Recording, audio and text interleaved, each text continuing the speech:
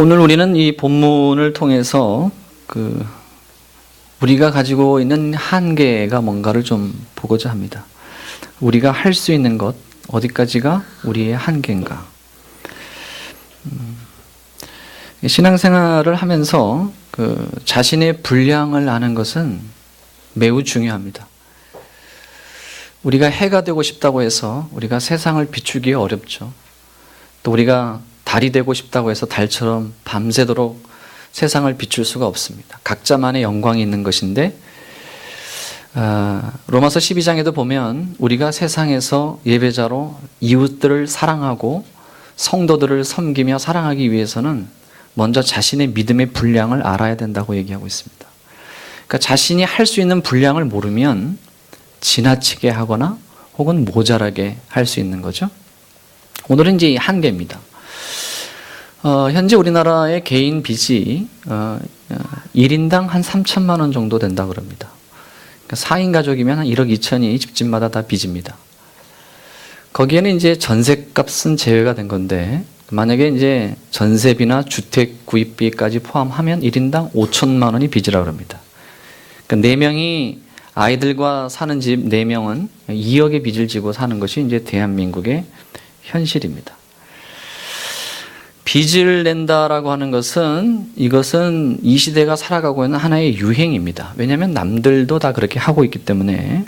그래서 젊은 청년들도 직장을 구입하면 먼저 빚내서 차부터 사죠.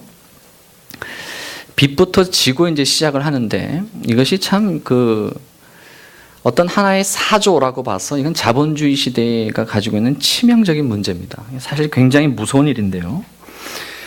성경에서도 보면 가능하면 우리가 로마서 13장에도 있습니다만 사랑의 빚 외에는 지지 말 것을 이야기하면서 정말 목숨이 오고 가는 문제가 아니라고 한다면 성경에서 빚을 안 줄 수는 없습니다. 꾸고자 하는 자에게 주며 나누며 이렇게 얘기한 것처럼 안 질 수는 없으나 그러나 가능한 대로 빚을 지지 않고 사랑의 빚은 받는 겁니다. 사랑의 빚은 우리가 받고 혹은 사랑의 빚을 주기도 하지만 그게 아니라 일반적인 빚은 짓지 않도록 하는 것이 성경의 가르침입니다. 분량에 맞게 살아내야 되는데 자신이 가지고 있는 분량보다 더 앞서서 살아가고 있는 것입니다. 이것은 일종의 우리가 이제 미혹이 되었다는 뜻입니다. 일주일 중에 하루는 브레이크를 밟고 이렇게 주일날은 우리가 쉴 수 있어야 됩니다. 성경에서는 이것을 안식이라고 얘기하고 있죠. 하루 중에 밤에는 잠을 자야 됩니다. 일찍 잠을 청할 수 있는 거. 이런 안식이 사실은 신앙입니다. 무리하지 않게 일을 하고 가족을 돌보고 사랑하고 그다음에 이웃을 돌보고 그런 여유를 갖고 또 물질 중에 일부도 브레이크를 밟아서 이웃을 위해서 사용할 줄 아는 것. 이런 것들이 이제 신앙의 내용으로 요구하는데 이 시대는 전부 다 이제 악셀에다밖에 없죠. 앞으로 밟는 것밖에 없습니다. 멈출 줄 아는 것이 없어요. 멈추면 사람이 소극적이고 멈추면 굉장히 부족하다고 생각합니다. 신앙은 멈출 줄 아는 것이고 최종적으로 죽음이라고 하는 완벽한 브레이크를 밟기 위해서 준비하는 것이 우리들의 인생입니다. 예수님은 언제나 멈출 줄 아는 것을 훈련시키는 것이죠. 이것이 우리들의 욕심과 늘 충돌됩니다. 자, 자신들의 한계를 아는 것. 오늘은 그 말씀. 하나님께서 지금 제자들과 대화하고 있지만 그 제자들과의 관계 속에서도 어디까지가 우리의 한계인가를 아는 것. 내가 너희를 제자로 불렀지만 몽땅 다 원하는 건 아니야. 여기까지만 해라. 이제 그 한계를 예수님께서 이야기를 하고 있는 부분을 보겠습니다. 자, 우리는 지난주에서부터 계속해서 이 제자들이 가지고 있는 문제점으로 이제 화제가 바뀌었습니다. 왜 빈손으로 왔냐? 먹을 양식은 나에게 있는데 왜 이 양식을 나눠줘야 할 그 대상은 너희가 없냐?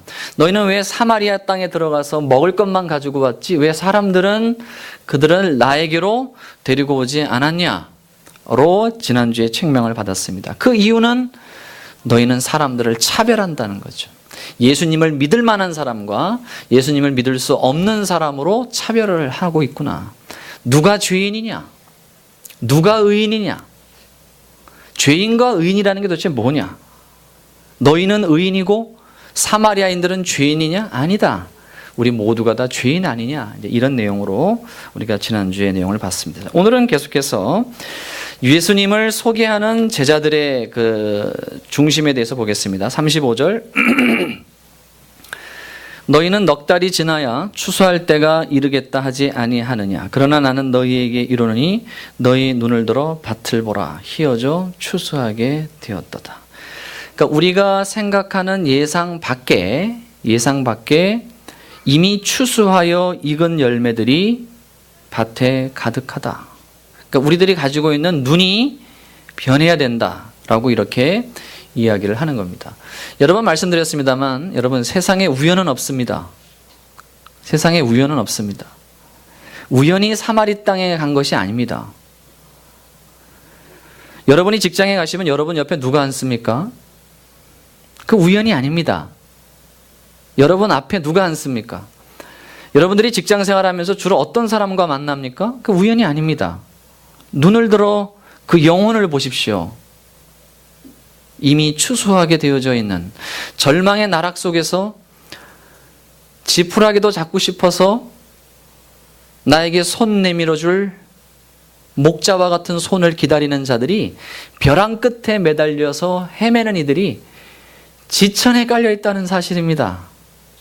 여러분들이 만약 손만 내밀어 준다면, 손을 내밀어 그 벼랑 끝에서 부르짖는 그들의 심령을 볼 수만 있다고 한다면 그것이 바로 제자입니다. 문제는 눈을 들어 이제 벼랑 끝에서 인생의 마지막을 살려고 하는 그들에게 손을 내밀어 줄 여유가 없는 거야. 아직 넉 달이나 남았다라고 생각하는 거죠. 아니라는 겁니다. 지금입니다. 바로 오늘입니다. 우연은 없습니다. 만나는 모든 사람들을 보고 그들의 심령을 볼 수 있어야 됩니다. 36절. 거두는 자가 이미 삭도 받고, 거두는 자는 제자를 말하는데, 이미 삭도 받고 영생에 이르는 열매를 모으나니 이는 뿌리는 자와 거두는 자가 함께 즐거워하게 하려 함이라. 자, 이 뜻을 설명하기 전에 우선 36절의 뜻은 뭐냐면, 너희는 즐겁다, 나랑 함께 즐거워하게 하려 함이라, 이렇게 말을 하는 겁니다. 우선 예수님께서 제자들에게 너희들이 얻는 이익부터 생각해라, 이렇게 얘기하는 겁니다. 내가 너희에게 일만 시키려는 게 아니라, 이 36절에 말하는 것은 거두는 자가 이미 삭도 받고 임금도 받았고 영생에 이르는 열매를 모으나니, 모으고 있습니다. 영생에 이르는 열매를 모으나니, 이 영생에 이르는 열매가 믿지 않는 영혼들일 수도 있고 하나님이 주시는 은혜의 영생의 열매일 수도 있으나, 여러 가지 견해가 있으나 여튼 중요한 것은 그것이 기쁘고 즐겁게 하는 것입니다. 기쁘고 즐겁게 하는 것입니다. 그러니까 삭도 받고 열매도 받습니다. 영생에 이르는 열매, 이러는 거죠. 즐겁다는, 그러니까 이것과 똑같은 말은 삭도 받고 영생에 이르는 열매를 모은다는 이 말과 똑같은 말은 그 삭시 곧 영생에 이르는 열매라는 뜻으로서 14절과 똑같은 말이죠. 13절부터 보시면 예수께서 대답하여 이르시되 이 물을 마시는 자마다 다시 목마르냐니와 내가 주는 물을 마시는 자는 영원히 목마르지 아니하리니 내가 주는 물은 그 속에서 영생하도록 솟아나는 샘물이 되리라. 자, 이 말이 얼마나 여기서는 이제 영생하도록 솟아나는 샘물이고 36절에는 이제 영생에 이르는 열매인데요. 여튼 마시고 여튼 거두고 먹는 겁니다. 그런데 이게 어떤 표현이냐면, 내가 주는 물을 마셨잖아요. 마셨어요. 시간적으로 이거는 과거입니다.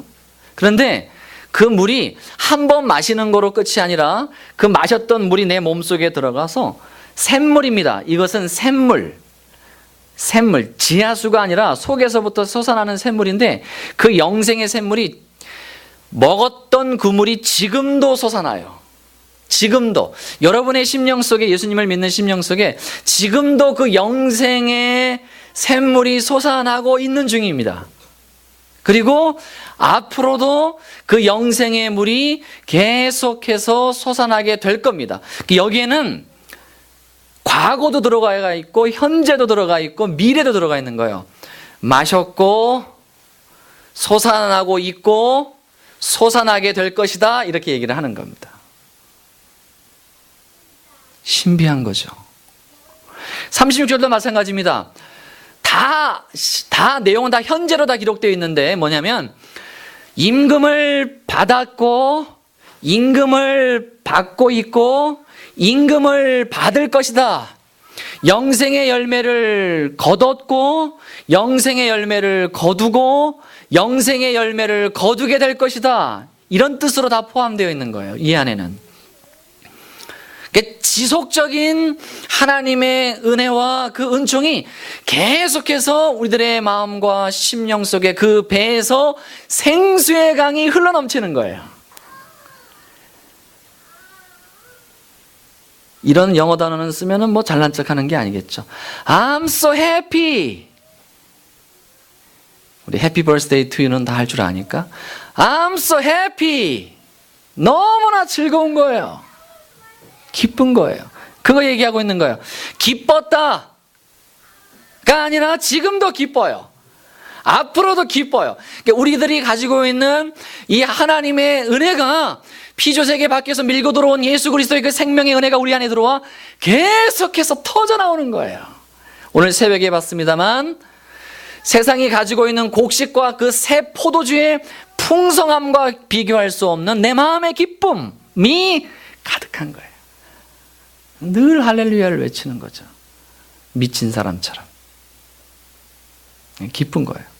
그것이 바로 우리가 예수님이 약속한 것이고 솟아나는 그 영생이 그 은혜와 이 생명력이 계속 솟아나요. 나중에 어떻게 되겠어요? 그것이 흘러 머리부터 해서 이 수염을 흘러 가슴을 흘러 허벅지와 발끝으로 흘러 세상 지면을 적시고 그 은혜와 그 즐거움이 흘러서 세상의 빛과 소금으로 번져나가게 되는 것입니다. 이것이 우리 안에 있다는 겁니다.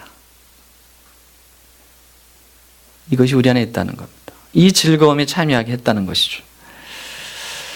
37절 그런즉 한 사람이 심고 다른 사람이 거둔다는 말이 옳도다. 내가 너희로 노력하지 아니한 것을 거두러 보내었나니 다른 사람들은 노력하였고 너희는 그들이 노력한 것에 참여하였느니라. 지금 이제 이 거둔다라고 하는 제자들이 가지고 있는 그 노동력인데 그 노동의 대가가 어느 정도의 수고인지를 지금 말하는 거예요. 너희들이 이제 거두는 자로 수고할 텐데 뭐냐면 이렇게 얘기하는 거예요. 한 사람이 심고 다른 사람이 거둔다. 심는 자가 다르고 거두는 자가 다른다. 이런 뜻입니다. 내가 너희로 노력하지, 이 수고하는 겁니다. 내가 너희로 수고하지 아니한 것을 거두러 보냈다. 그러니까 예수님으로 봤을 때는 이게 수고한 게 아니라는 거예요. 수고가 아니라는 거예요. 지금 제자들에게 요구하는 것이 수고가 아니고 노력하지 아니한 것을 그냥 거두러 보냈고 다른 사람들이 노력한 것을 너희가 마지막에 딱 함으로 거기에 참여하는 자가 되었다. 마지막 이런 뜻이 되는 겁니다. 저희 어머님이 그 생전에 그 밭에 배추도 심고 이제 무도 심고 감자도 심고 고구마도 심고 또 사과나무도 이렇게 이제 열리고 그럽니다. 가끔씩 고향에 가면 그걸 가지고 가라고 그럽니다. 가지고 가라. 사과나무에 있는 사과를 따가라. 이렇게 얘기를 하는 거죠. 누가 농사를 졌냐면 어머님이 농사를 지은 것이고 또 하나님이 키워주신 거잖아요. 근데 가지고 가는 건 누가 가지고 가냐면 그러니까 자식들이 그걸 따가지고 가는 거예요. 그겁니다. 근데 우리는 그것도 귀찮아요. 그것도 귀찮아하는 거죠. 그러니까 제자들에게 말하는 건 바로 뭐냐면 너는 이거야. 내가 사람들을 보내서 심었고 내가 물을 주게 했고 그리고 내가 다 자라게 했어요. 자 보세요. 시간적으로 보세요. 35절에 너희는 넉 달이 지나야 추수할 때가 이르겠다 하지 아니하니 그러나 나는 너희에게 이르노니 너희 눈을 밭을 보라 희어져 추수하게 되었도다. 누가 키웠어요? 이미 다 추수하게 됐단 말이에요. 누가 키웠냐 이 말이에요. 이미 그 앞에서 하나님께서 보내신 자들 혹은 하나님 당신이 이미 다 추수를 다해서 다 휘어져서 추수하게 돼서 이미 빨갛게 익어버린 사과예요. 이제 뭐라고 얘기하냐면 그 사과 따와라 이렇게 얘기를 하는 겁니다. 우리 보고 농사 지으라, 우리 보고 키우라, 자라게 하라, 이것이 우리들의 한계가 아닙니다. 우리는 그냥 이미 다 익어져서 다 거두게 된 것을 따오라 이렇게 얘기하는. 그래서 우리들에게 가지고 있는 것에 수고라는 말을 사용하지 않아요. 수고라는 말을 사용하지 않습니다. 물론 서신서에서는 이렇게 얘기를 하지만, 그래서 하나님께서 우리들에게 요구하는 것은 바로 이러한 거두는 자로 우리를 부른 겁니다. 그러므로 아까 말씀드린 것처럼 우리가 가지고 있는 모든 것들은 바로 이러한 내용들이 됩니다. 눈을 들어 밭을 보라. 이게 제일 중요한 거예요. 눈을 들어 밭을 보라. 그 안목을 보라. 라고 하는 것입니다. 그래서 하나님께서 이미 굽고 삶고 볶고 요리까지 다 해서 이미 요리를 다 했는데 마지막 이 세팅을 누가 하라 그러냐면 우리 보고 하라는 거예요. 하나님이 그림을 다 그려놓고서 마지막 눈알은 네가 찍고 가서 이 그림을 자랑하라. 이렇게 이야기를 하는 것입니다. 여기까지가 바로 우리들이 해야 하는 한계입니다. 우리가 자라나게 하는 것이 아닙니다. 하나님이 자라나게 하는 것입니다. 우리는 거두는 자입니다. 그것이 바로 제자, 이렇게 거두는 자로 부르는 것입니다. 거기까지만 해. 그 분량것만 해라. 그것도 하지 않으니 게으르다라고 하는 것이죠. 이것을 이야기하는 겁니다. 뭐 요사이도 그렇고 그전에도 그렇고 뭐 언젠가 뭐 주변에 있는 이들을 통해서 혹시 저보고 그래요? 공부할 생각 좀 없냐고. 공부할 생각 아마 좀 무식하게 보였나 봅니다. 공부 좀 할 생각이 없냐. 그래서 한번 기도를 여러 번 한번 해봤죠. 기도할 때마다 제 마음에 주시는 내용은 뭐냐면 왜 공부하려고 하는 걸까? 그것은 철원평강교회를 뭐 결코 무시해서 그런 것은 아닌데 철원평강교회 성도들을 위해서 내가 공부해야 되나? 기도하면 하나님 주시는 마음은 그래요. 네 은혜가 네게 족하다. 철원평강교회와 네가 공부하는 것과는 네가 학위를 따고 뭐 이런 거는 아무런 상관이 없다는 거예요. 그래서 뭐 어떤 사람이 얘기하더라도 누가 얘기하더라도 그것은 그냥 한 귀로 듣고 한 귀로 흘립니다. 이미 응답을 받았기 때문에. 나이가 들면서 생기는 욕심이 있죠.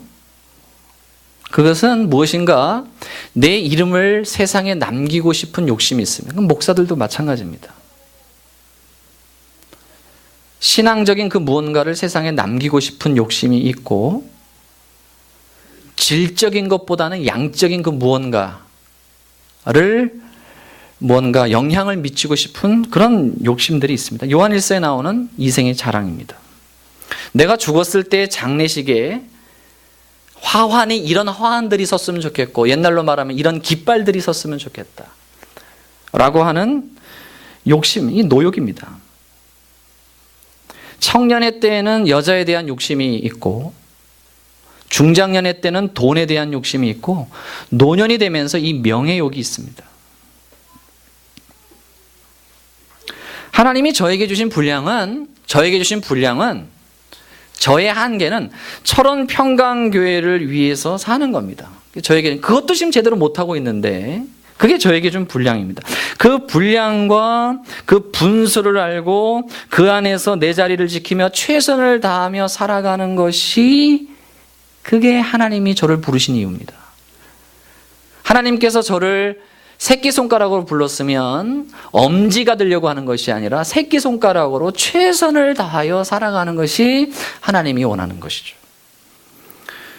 강형 목사는 사도 바울이 아니고 강형 목사는 아볼로가 아니고 강형 목사는 조나단 에드워즈도 아니고 다윗도 아니고 모세도 아닙니다. 저는 철원평강교회 목사로 부르심을 받은 겁니다. 다만 그 믿음의 선배들이 바라봤던 방향은 같아야 돼요. 그 질적인 것은 같아야 됩니다. 그 질적인 떨어진다라고 한다는 건 회개해야 될 부분이죠. 방향을 놓쳤거나 하나님의 영광과 그의 이름과 그의 주권을 향한 그 방향이 놓쳤다면 회개해야 되겠으나, 그것이 아니라 양적인 부분 혹은 색깔에 대한 부분, 왜 제가 모세가 되어야 되고, 왜 여러분이 다윗이 되어야 되고, 왜 여러분이 누군가가 되어야 되는, 여러분은 여러분의 모습으로 인생의 차선을 걸어가는 거예요. 여러분의 색깔을 가지고 걸어가는 거예요. 여러분이 2019년을 살아가는 여러분의 은사대로 하나님이 부르신 것입니다. 다만 그 방향은 같아야 되는 거죠. 성경이 요구하는 방향은. 그것이 아니라 내가 가지고 있는 분량이 아닌 다른 분량으로 욕심을 내는 거. 너는 거두는 자로 부른 거야. 그런데 자꾸 내가 뭔가 자라나게 하려고 하는 욕심이 생기는 순간 그 인생 속에서 생명력은 사라져버리는 겁니다. 그게 바로 교만입니다. 진지하게 우리가, 그래서 그것 때문에 시간의 빚을 내고, 그것 때문에 물질의 빚을 내고, 그것 때문에 삶의 빚을 낼 만큼 가치 있는 것들이 아니라고 이제 결론을 내린 거죠. 그건 부지런함이 아니라 그거는 자신이 맡겨놓은 것을 방치하는 게으름이라는 거죠. 하나님이 해야 할 일, 맡겨준 일 안 하고 엉뚱한 데 신경 쓰고 있는 거예요. 각자 주어진 분량이 다른 겁니다. 하늘의 영광, 해의 영광, 달의 영광, 별의 영광, 강형 목사를 향하신 하나님께서 우리를 빛으로 창조하신 그 영광, 여러분의 영광이 다 다른 거예요. 근데 왜 우리가 남과 비교하면서 가랭이가 찢어지도록 빛내면서 살아야 되냐 이 말이에요. 거두는 자는 거두는 자로 살면 되는 겁니다. 거기까지만 하시면 됩니다. 사마리아 여인은 바로 그 역할을 하죠. 28절, 여자가 물동이를 버려두고 동네로 들어가서 사람들에게 이르되 내가 행한 모든 일을 내가 말한 사람을 와서 보라. 이는 그리스도가 아니냐. 와서 보라. 와서 보라. 내가 그것을 설명을 다 못해요. 그게 어떻게 설명해요? 내가 만난 하나님, 내가 만난 예수 그리스도 어떻게 설명해요? 내가 그를 보았고, 내가 그를 만났고, 그가 나를 변화시켰다. 내가 생명의 그 물을 마셨다. 내가 메시아를 만났다. 와서 보라, 너희들도. 와서 보라. 거기까지예요. 와서 보라. 그러면 와서 보면 그 다음은 어떻게 되는데요? 39절 볼까요? 여자의 말이 내가 행한 모든 것을 그가 내게 말하였다 증언함으로 그 동네 중에 많은 사마리아인이 예수를 믿은지라. 사마리아인들이 예수께 왔죠?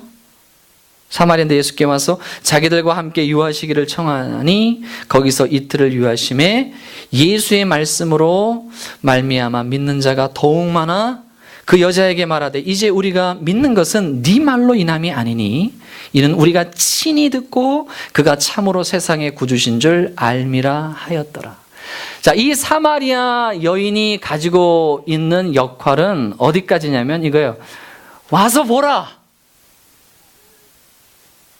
그것까지밖에 못하는, 와서 보라. 그러면 그 사람들이, 사마리아의 사람들이 와서 친히 듣고 그 예수님의 말을 친히 들은 거예요. 그리고 나서 그들이 예수님을 믿었어요.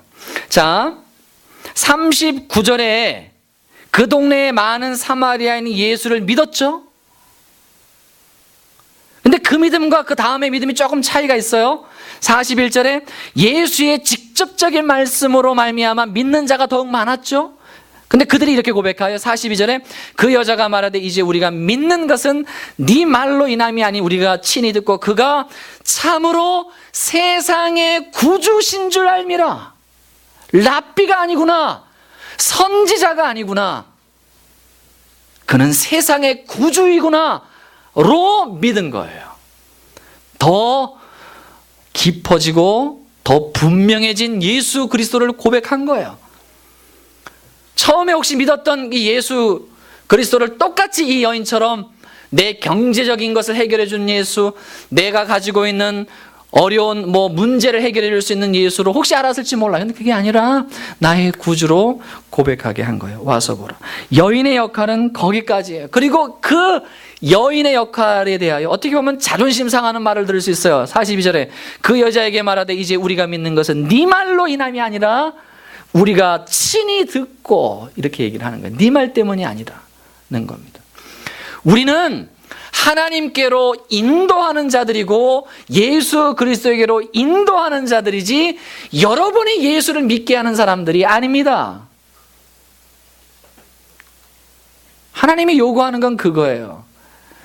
철원 평강교회를 자라나게 하시는 분은 하나님이시지, 목사는 뭐냐면 그저 예수 그리스도의 말씀을 알려주고 예수 그리스도의 얼굴을 비춰주고 안내해주고 저리로 같이 가자고 손짓하는 사람이지, 여러분에게 주는 어떤 양식 그 자체가 아니라는 거예요.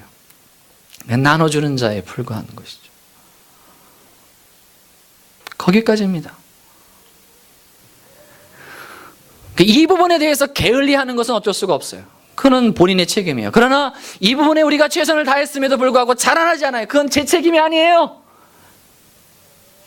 철원평강교회 10년이 왔음에도 불구하고 10년 전이나 지금이나 여전히 그 모습이다. 그러면 그건 제 책임이 아닙니다.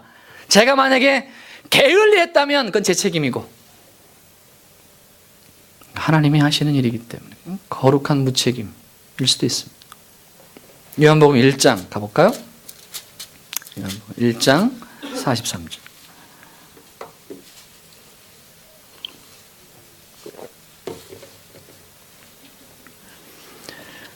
요한복음 1장 43절. 이튿날 예수께서 갈릴리로 나가려 하시다가 빌립을 만나 이르시되 나를 따르라 하시니, 빌립은 안드레와 베드로와 한 동네의 베세다 사람이라. 빌립이 나다나엘을 찾아 이르되 모세가 율법에 기록하였고 여러 선지자가 기록한 그 일을 우리가 만났으니 요셉의 아들 나사렛 예수니라. 46절. 나다나엘이 이르되 나사렛에서 무슨 선한 것이 날 수 있느냐? 빌립이 이르되 와서 보라. 자, 이게 바로 뭐냐면 설득하고 무슨 종용을 하고 빌고 이런 거 아닙니다. 그런 게 아니라 와서 보라. 거룩한 초대입니다. 그리고 45절과 46절 사이에 빌립의 거룩한 포기가 있어요. 설명으로 안 되는 거구나. 여러분, 예수님을 소개하는 것이 이게 설명으로 됩니까? 설명으로 되는 게 아니에요. 설명으로 되는 게 아닙니다. 와서 보라는 겁니다. 중요한 것은 우리 성도님들은 이 자리에 왔잖아요. 근데 여러분들이 예수를 봤습니까? 예수를 인격적으로 만났냐 이 말이에요. 그 부분에 있어서는 참 안타까운 일일 수 있습니다. 여러분들 이 자리에 모이신 모든 분들이, 우리 고개를 숙인 준하기부터 저 끝에 있는 김택수 집사님까지 여기 있는 모든 분들이 다 한 사람도 빠짐없이 귀로만 듣던 하나님 눈으로 봤으면 좋겠는데, 이게 우리의 기도 제목이죠. 모두가 다 오는 것까지는 됐잖아요. 그죠? 인간에게는 한갓 피조물에 불과한 우리들은 그 어떤 능력도 그 어떠한 것도 우리가 할 수가 없습니다. 여기까지가 우리가 할 수 있는 분량입니다. 거기까지만 해야 되는 거죠. 성경에서 말하는 것이 바로 그 내용들에 해당한다라고 하는 것입니다. 그렇다면 우리가 다시 한번 본문으로 돌아가셔서 우리들에게 필요한 내용들은 바로 뭐냐면 사마리아 여인과 제자들의 가장 결정적인 차이가 뭐냐면, 다시 한번 말씀드립니다만 바로 35절과 36절, 특별히 36절 바로 이겁니다. 다시 한번 읽겠습니다. 거두는 자가 이미 삭도 받고 영생에 이르는 열매를 모으나니 이는 뿌리는 자와 거두는 자가 함께 즐거워하게 하려 함이라. 바로 이게 없어요. 이게 없어요. 요즘에 이제 우리 성도님들이 이제 다이어트도 많이 하고 살도 빼고 이제 봄 되고 그러니까 운동도 많이 합니다. 저도 뭐 자전거도 타다가 조깅도 하다가 요즘에 이제 산에 올라가는 너무 좋아요. 너무 좋아요. 그래서 가끔씩 우리 성도님들하고 구역 모임 만날 때도 그러죠. 우리 산에 올라갑시다. 산에 올라가자고. 그 전에 자전거 탈 때는 자전거 타자고 막 조깅할 때는 조깅하자고. 왜냐면 왜 그래요? 그걸 경험했기 때문에 자랑하고 싶은 거예요. 거기에 즐거움이 있기 때문에 그 기쁨과 그 터벅터벅 산에 올라가서 마지막 정상에 딱 섰을 때 저 전방에서부터 철원 시내를 딱 바라보고 내려오는 그 기쁨이 있기 때문에 그것을 얘기하는 그 즐거움이 우리 안에 있어야 되는 거죠. 여러분들이 주일날 하나님 앞에 나와 예배하고 그의 말씀과 저기 피조세계 밖에서 밀고 들어오는 하나님의 이 거룩한 말씀의 은혜들이 우리 안에 적셔지게 되면 등산과는 비교할 수 없는 그 놀라운 은혜들이 우리들에게 적셔졌잖아요. 그 샘솟는 하나님의 영생의 은혜가 그 즐거움으로 했잖아요. I'm so happy 했어요. 그러면 나가서 뭐라고 해요? 너도 참 행복했으면 좋겠어. 너도 좀 즐거웠으면 좋겠다. 너도 그 인생의 짐을 내려놓고 이제 그만 밤잠 설치면서 아둥바둥 살지 않고 좀 살았으면 좋겠다. 나처럼. 문제는 내가 기쁘지 않은 거예요. 내가 충만하지 않아요. 내 속에 있는 하나님의 은혜가 눈을 들어 밭을 볼 만한 여유가 없고 내가 뭔가 문제가 있는 거예요. 내 안에서 샘솟아나는 그 생명의 은혜를 뭔가 내가 가로막고 있는 거예요. 내 죄와 내 욕심이, 내가 가지고 있는 한계를 모르는 나의 불량이 말이에요. 이 얼마나 큰 은혜입니까? 우리는 그냥 시계만 보는 거죠. 이제 5분이면 버티자. 5분만 버티면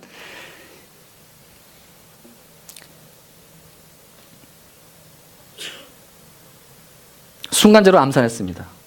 제가 순간적으로 일주일이 168시간 맞는지 모르겠네. 일주일에 168시간 전에 설교를 듣는 시간은 30분. 너 지겨운 거야. 168시간 일주일 중에 30분의 설교도 지겨워요. 힘들어요. 그런데 뭐이 와서 보라고 자랑합니까? 그냥 뭐가 있긴 있는 것 같은데 그냥 왔다가 그냥 이렇게 가는 거죠. 한번 생각해 보셔야 됩니다.